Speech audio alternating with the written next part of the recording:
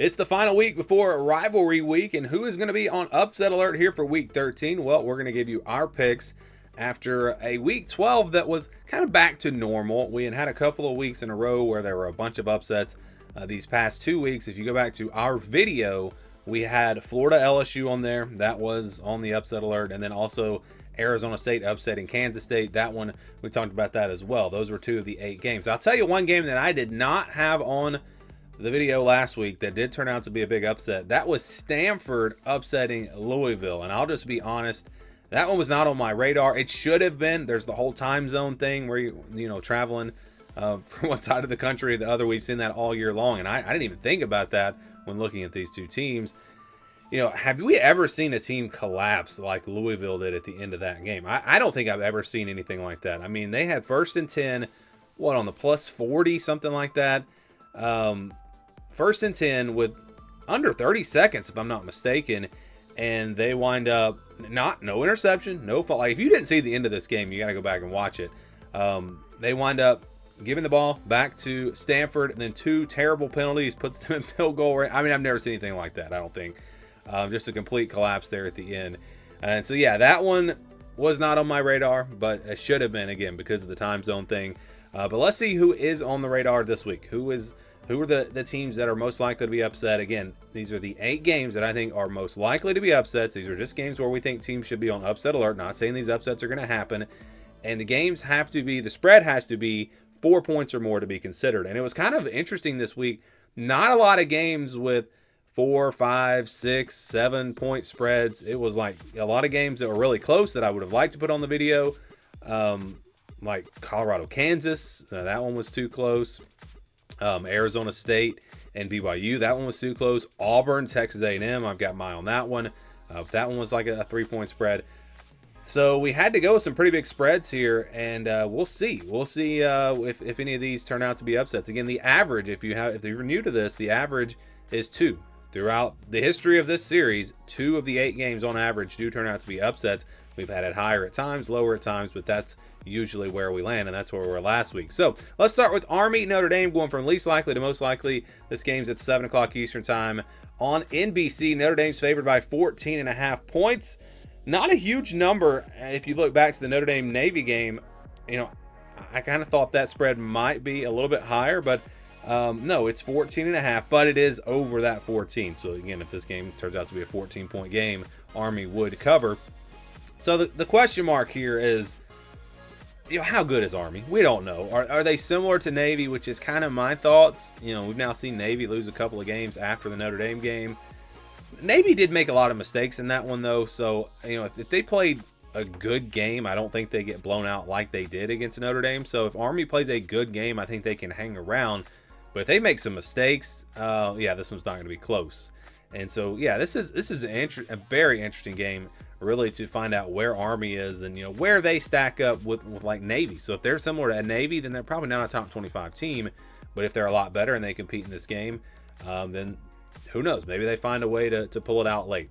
All right, let's go now to Alabama, Oklahoma. This one's at 7:30 Eastern time on ABC. Alabama only favored by 13.5. That seems like kind of a low number given the trajectory of these two teams. You wonder about Oklahoma's health. Will they get some players back? They've got a good defense. I think they'll have a good game plan for Jalen Milroe coming off of a bye week. So I do expect Oklahoma's defense to play well in this one, but the problem is their offense. Are they going to be able to score enough points? So they're going to really have to turn this into a slugfest, a low-scoring game. They're going to need a defensive touchdown or a special teams touchdown or something like that, in my opinion, to pull off this upset. But Alabama's been rolling, and you know they especially you look back at that LSU game. What happens if the game turns out to be close? Oklahoma at home, does that give them an edge?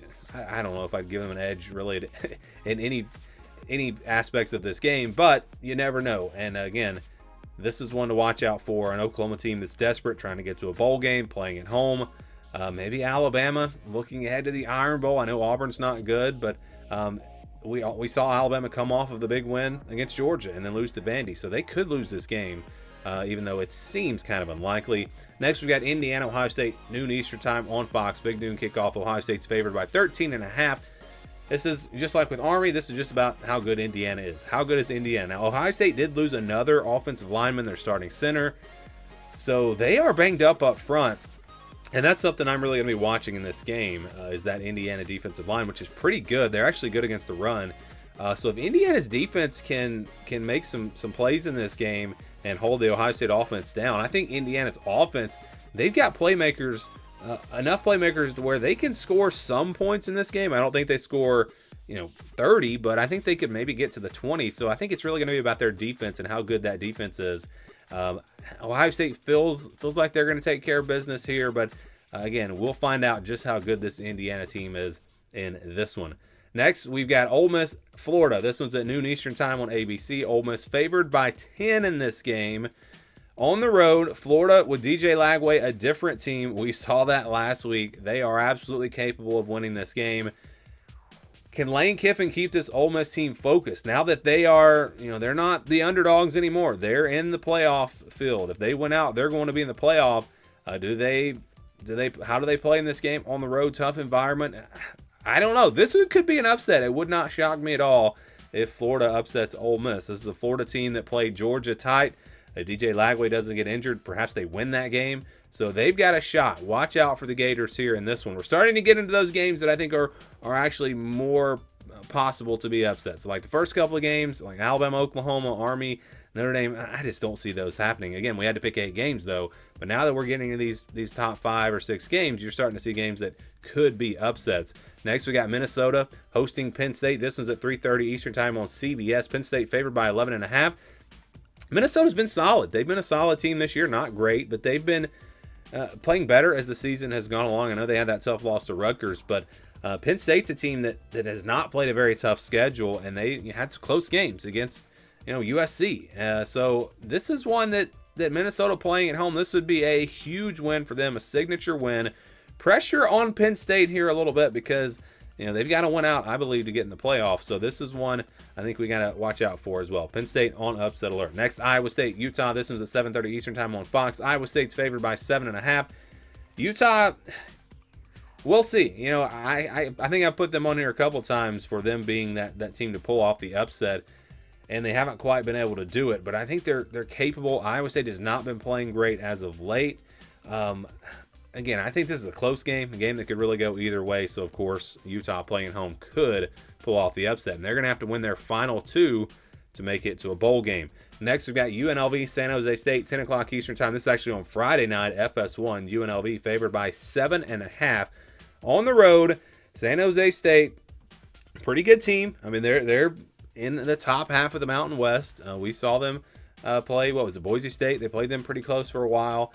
UNLV now with that number next to their name, do they start to feel the pressure a little bit and start also thinking, hey, if we win out and we get a shot at Boise State, we can get to the college football playoffs. So you wonder about them and the pressure there. This is one I would definitely keep an eye on. And then finally, we've got SMU versus Virginia. This one's at noon Eastern time on ESPN2. SMU favored by 9.5 on the road, and a pretty good Virginia team. I know they didn't really show up last week against Notre Dame, but they've had some good games this season. They've played pretty well at times. SMU has had some close calls against inferior opponents. So I think this is one you definitely have to watch out for. Also with SMU, pressure starting to build there. If they lose, then the pressure is really on in their final game. I don't think that they could lose a tiebreaker to get to the ACC championship with one loss, but maybe I'd have to look at that. So yeah, you wonder about SMU here in this game on the road. Virginia's a solid team. They're not great, but they're pretty solid. And if SMU, if they hang around or let Virginia hang around in this game, eventually we see that with Miami. A lot of close games. Eventually, it's going to catch up to you. So this is one I think that we could definitely see an upset here in Week 13. So those are my picks. Again, the 8 games that are most likely to be upsets.